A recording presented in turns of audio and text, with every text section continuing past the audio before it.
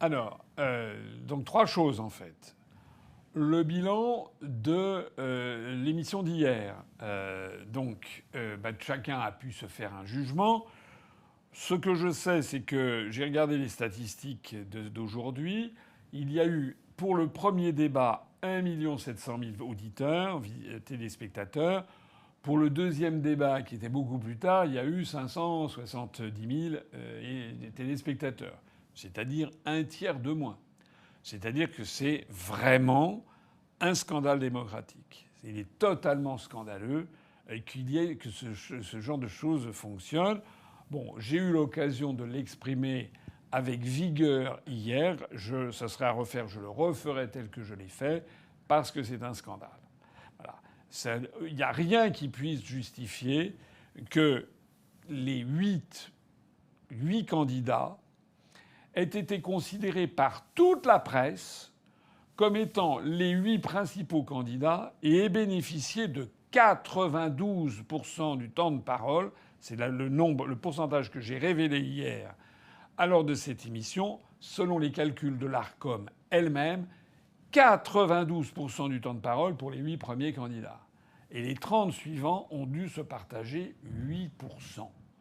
C'est absolument scandaleux. Et que l'on ne vienne pas nous expliquer qu'il y a trop de listes, etc. Moi, je pense qu'il y a trop de listes, en effet. Je pense qu'il faudrait qu'il y ait un système qui permette d'éviter l'inflation des listes. J'ai déjà eu l'occasion de le dire. Parce qu'il y en avait, je crois, 26 ou 27 en 2014, 34 en 2019, 38 cette fois-ci. Mais si ça continue comme ça, dans 20 ans, il y aura 90 listes. Bon, donc il y a un problème. Et cette multiplication des listes présente un avantage formidable pour l'oligarchie, c'est que ça lui permet de dire vous comprenez, on ne peut pas inviter 38 personnes, donc on sélectionne. Et il sélectionne toujours les mêmes, comme par hasard, 8 candidats tête de liste qui veulent tous rester dans l'Union européenne. C'est-à-dire que le candidat du Frexit, c'est le parti que j'ai créé, on n'a jamais la parole, on ne peut pas faire valoir le point de vue des Frexiteurs. Donc ça, c'est quand même un problème de fond. J'ajoute d'ailleurs, comme j'ai eu l'occasion de le dire hier, que les idées qui sont dans l'air du temps suscitent des émules. Et comme je l'ai dit hier et je le répète, en 2014, il y avait une seule liste aux élections européennes en 2014 pour le Frexit, pour sortir de l'Union européenne. C'était celle que nous avions déposée, la nôtre, bien sûr. On ne parlait pas encore de Frexit parce que le référendum sur le Brexit n'avait même pas eu lieu et le nom même de Brexit et de Frexit n'était pas connu. Mais là, en 2014, j'ai présenté pour la première fois dans l'histoire politique française une liste en 2014 pour faire sortir la France de l'Union européenne, de l'euro et de l'OTAN. On a eu une couverture nulle médiatique. On ne parlait jamais de nous. On était encore petits. On avait fait 0,4% des suffrages. Bien. En 2019, on n'était plus tout seul, il y en avait d'autres. Voilà, il y avait notamment la liste de M. Dupont-Aignan, mais enfin c'était M. Dupont-Aignan. C'est-à-dire on ne savait pas si c'était du lard ou du cochon. Voilà, il critiquait l'Europe. Enfin bon, c'était présenté en tout cas dans les médias complaisants comme une liste souverainiste. Bon, et puis il y avait la liste de M. Philippot qui s'était mis sur le créneau de sortir de l'Union européenne. J'en profite pour rappeler au passage que lorsque M. Philippot a quitté le Front National, j'ai fait une vidéo pour lui proposer de nous rejoindre. Cette vidéo circule d'ailleurs sur Internet. Vous pourrez la voir. Vous pourrez d'autant plus la voir que c'est une des rarissimes vidéos que j'ai faites sans avoir de cravate. Donc vous la reconnaîtrez très vite. Je lui ai tendu la main. M. Philippot n'a jamais répondu à la main que je lui tendais alors qu'il quittait le FN.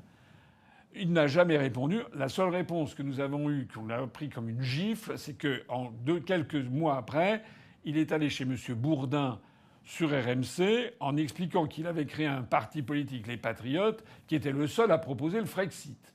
Et Jean-Jacques Bourdin lui a posé à 2 reprises, et vous trouverez aussi cette vidéo, à 2 reprises, M. Bourdin lui a dit malicieusement « Vous êtes sûr que vous êtes le seul à proposer le Frexit ?» Bourdin était le premier à savoir que c'était faux, puisqu'il m'avait reçu à 2 reprises au mois d'avril 2017 comme étant le candidat, pour la première fois un candidat à l'élection présidentielle, le candidat du Frexit. Bon. M. Bourdin avait donc demandé à M. Philippot, vous êtes sûr? Et M. Philippot avait dit oui, oui, tout à fait, nous sommes les seuls. Alors je me permets de le rappeler parce que nous avons par-dessus la tête le bureau politique de l'UPR et moi-même. On en a par-dessus la tête du mensonge éhonté qui consiste à dire que j'aurais un ego démesuré et qu'on ne voudrait parler à personne. Voilà. D'abord, c'est pas moi qui prends les décisions. Les décisions d'alliance sont prises par le bureau politique. Les membres du bureau politique sont extrêmement excellés comme moi, que l'on ne cesse que de nous faire porter le chapeau du mec qui aurait un melon extraordinaire. C'est pas vrai du tout. C'est le contraire de la réalité. La réalité, c'est que M. Philippot a fait comme si nous n'existions pas, a refusé la main tendue et a créé un parti politique pour prétendre être le seul candidat du Frexit. Voilà. Il s'est présenté d'ailleurs aux élections de 2019. Il a eu une couverture médiatique très supérieure à la nôtre, comme par hasard. Il a eu des sondages qui le donnaient à 2,5%. Nous, on était donnés à 0,5%. Le dernier débat qui a eu lieu entre les grands candidats chez BFM TV, il a été invité et pas nous. C'est ça l'historique de 2019. En réalité, les sondages avaient été truqués puisque M. Philippot n'a pas obtenu 2,5% des suffrages, mais 0,6%. Et nous, qui étions donnés à 0,5, c'est-à-dire 5 fois moins que lui, nous avons fait 1,2 dans les urnes. Je me permets de rappeler ça, parce qu'il faut quand même revenir de temps en temps à la réalité de la situation. Et puis maintenant, en 2019, il y a une pléthore de listes qui veulent sortir de l'Union européenne. Il n'y a pas de monopole du plagiat. C'est-à-dire qu'il y a le parti que j'ai créé il y a 17 ans, qui a été le seul en 2014 aux européennes, le seul candidat à la présidentielle en 2017. C'est vrai qu'en 2019, nous n'étions plus les seuls parce qu'il y en avait qui nous avaient déjà plagiés, mais il y en a de plus en plus. Il y a des listes, il y en avait même une qui voulait entrer, la liste de M. Kuzmanovic, la liste de M. O'Haraud, la liste de M. Lalanne, la liste de M. Husson, la liste de... bref, je m'y perds moi-même. Donc maintenant, il y a 5 ou 6 listes. Voilà. Alors, j'en profite ici pour lancer un appel. Tout le monde sait, tout le monde a compris, tout le monde voit sur Internet que de toutes ces listes, celle qui a de très loin... qui gagne tous les sondages en ligne, y compris des sondages en ligne qui sont faits par des gens qui nous sont hostiles. Pour tous, à chaque fois, nous sommes de très loin celui qui arrive en tête. C'est vrai ou c'est pas vrai? Comme je disais à Patrick Cohen. C'est vrai ou c'est pas vrai? C'est vrai. Alors je me prends ici à témoin toutes celles et tous ceux qui me regardent. Si vous voulez renverser la table dimanche, vous devez apporter votre bulletin au parti du Frexit, puisque c'est le seul qui peut-être dépasser les 5%.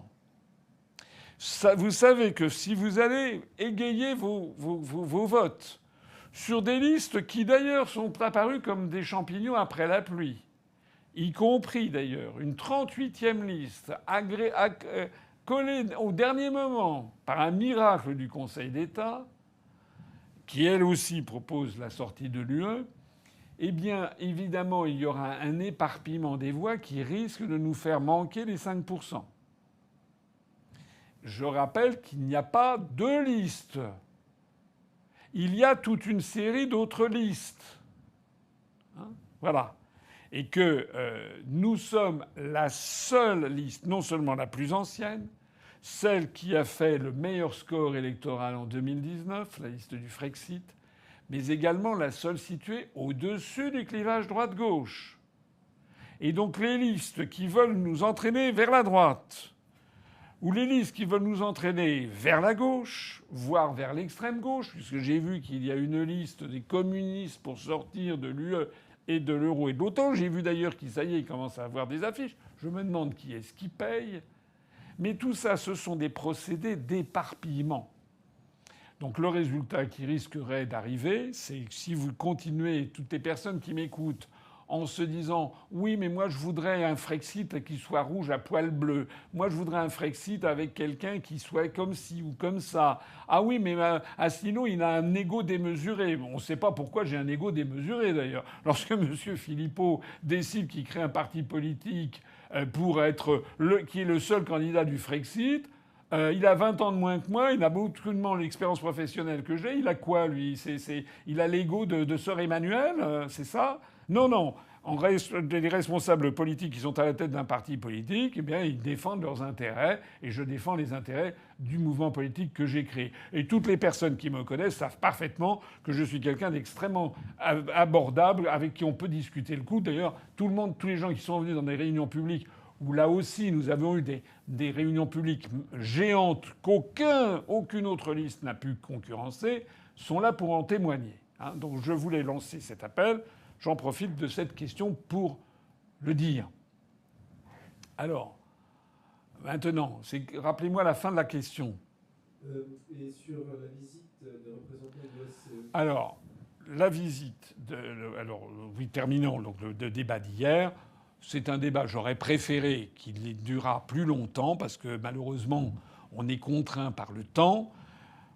J'aurais préféré aussi participer au premier débat, bien entendu, plutôt qu'au second.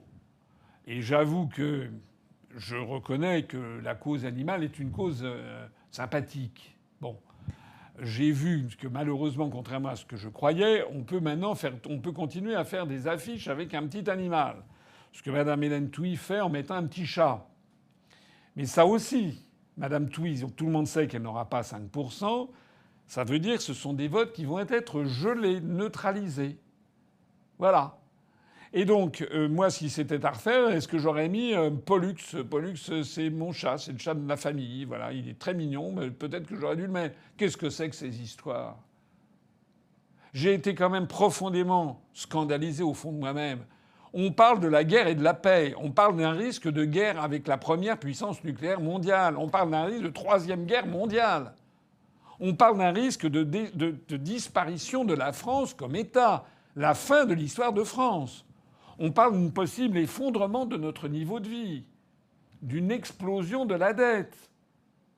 Alors je sais bien que montrer un petit chat et montrer que voilà le veau sous la mer ou le cochon qui peut pas téter, bon, certes, ce sont des causes qui sont légitimes, mais quand même, d'autant plus que, s'agissant du parti animaliste, Mme Touy est une pro-européenne.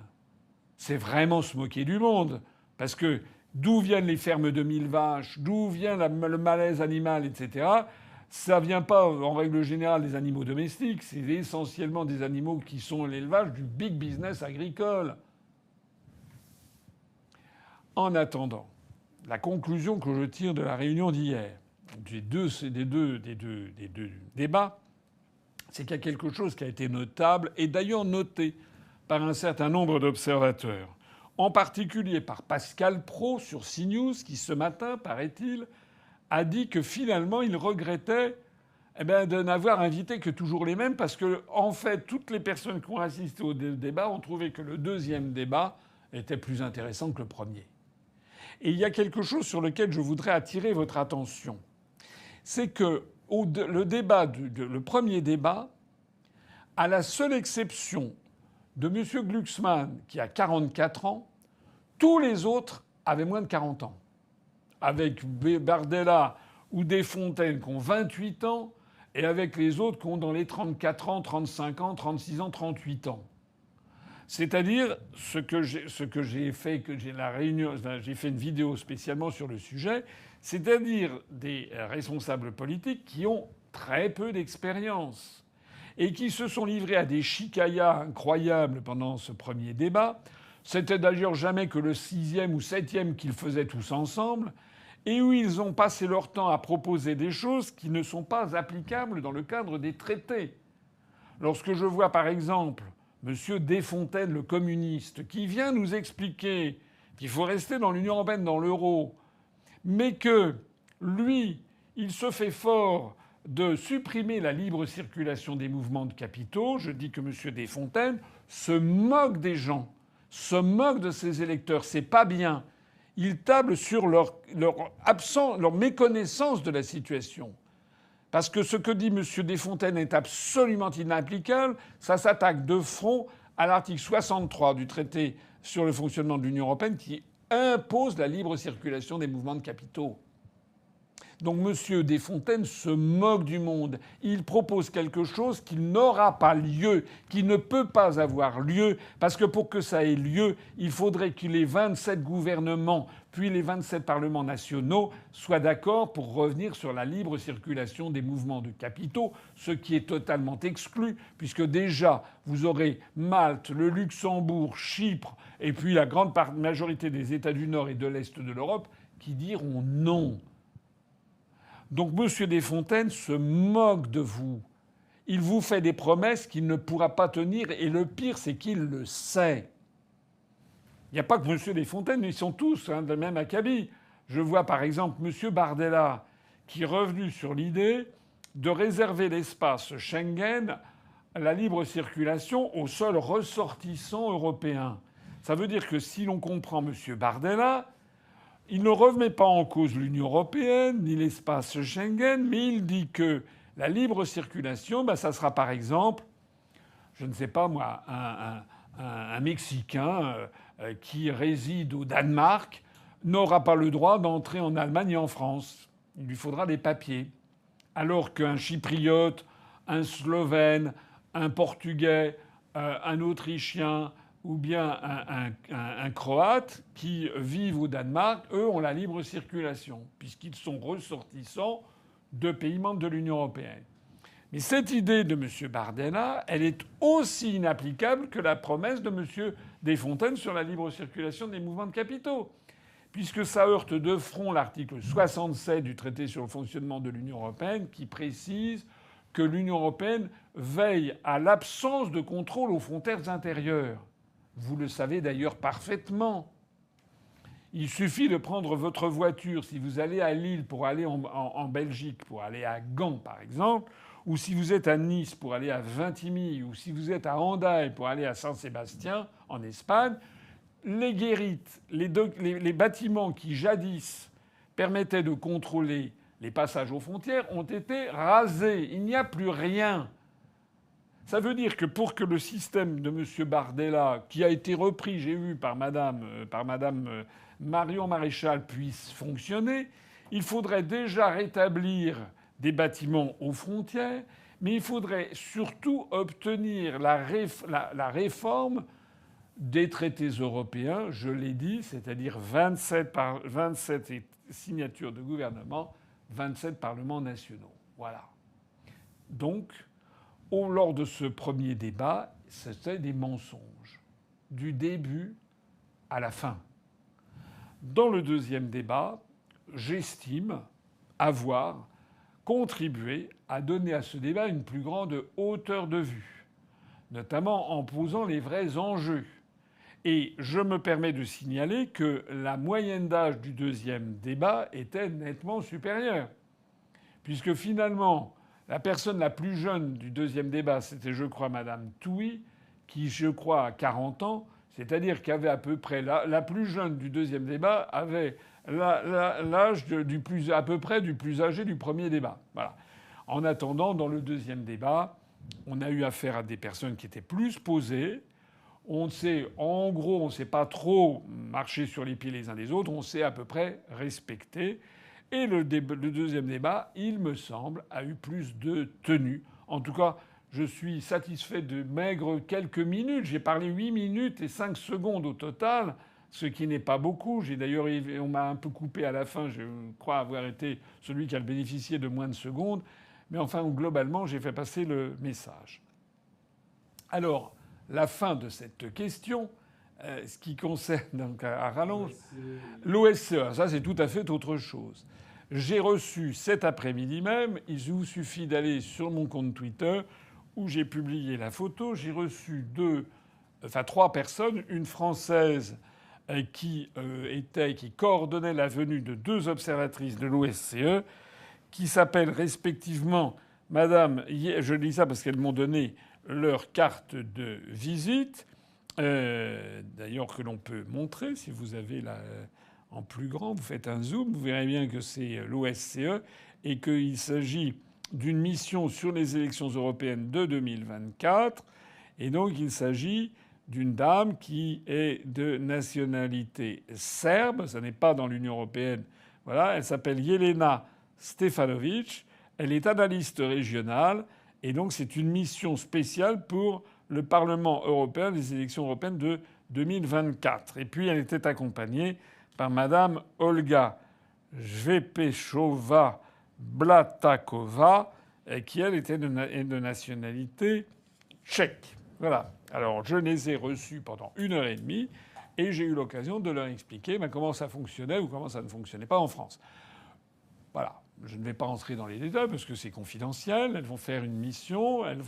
Ces 3 personnes ont été successivement au Portugal, puis en Espagne et maintenant en France. Et en France, eh bien, elles étaient le parti politique. Nous étions le parti politique qu'elles venaient voir puisqu'on s'était manifesté à elles. Elles vont aller voir l'Arcom. Et comme vous l'imaginez, j'ai donné quand même un certain nombre d'informations. J'ai notamment fait valoir qu'il y avait un gouffre inimaginable entre la notoriété sur Internet, le suivi sur Internet et le très peu de temps de parole. Lors du débat d'hier soir, sur les 8 personnes qu'il y avait, j'étais l'avant-dernier le plus maltraité. Au total, selon les statistiques de l'Arcom, j'ai eu droit, pendant le début de la période d'équité, à 1h06, alors que Mme Touy et son parti animaliste a eu quand même droit à 1h20. Je ne sais pas si vous vous rendez compte du problème. Il n'y a qu'une seule personne qui a été plus maltraitée que moi. Tous les autres ont eu plus de temps de parole. Il n'y a qu'une seule personne qui a été plus maltraité que moi, c'est M. Jean Lassalle, parce que M. Lassalle a quand même, il faut le reconnaître, notamment au moment de l'élection présidentielle, avait fait beaucoup plus de voix que Glucksmann d'ailleurs, ou que je ne sais plus qui, que le Parti socialiste. Bon, donc il a été très maltraité. D'ailleurs, il a eu un comportement un peu typiquement de Jean Lassalle, mais pour montrer son très vif mécontentement. Alors, bien, j'ai raconté tout ça, j'ai donné toutes ces informations à ces analystes pour leur montrer comment fonctionnait en France, ou comment plus exactement ne fonctionnait pas, comment l'Arcom était extrêmement défaillant sur ces questions, et comment on verrouillait la campagne électorale, y compris par tout ce que j'ai développé auparavant. Le coût prohibitif des campagnes, le fait qu'on ait remboursé qu'au-dessus de 3%, le fait qu'on a des députés qu'à partir de 5%, alors qu'en Allemagne, il n'y a pas de barre, etc. Donc tout ceci, elles l'ont pris. Maintenant, je ne sais pas ce qu'elles en feront. Mais en tout cas, je pense qu'elles ont bien perçu. Il m'a semblé quand même qu'elles étaient un peu surprises de constater que, à la fois, je faisais des réunions publiques avec énormément de monde, que je suis le seul responsable politique français qui a fait 20 vidéos qui ont dépassé le demi-million de vues et 7 vidéos qui ont dépassé 1 million de vues, et que j'étais le plus maltraité médiatiquement. Ça les a quand même frappés.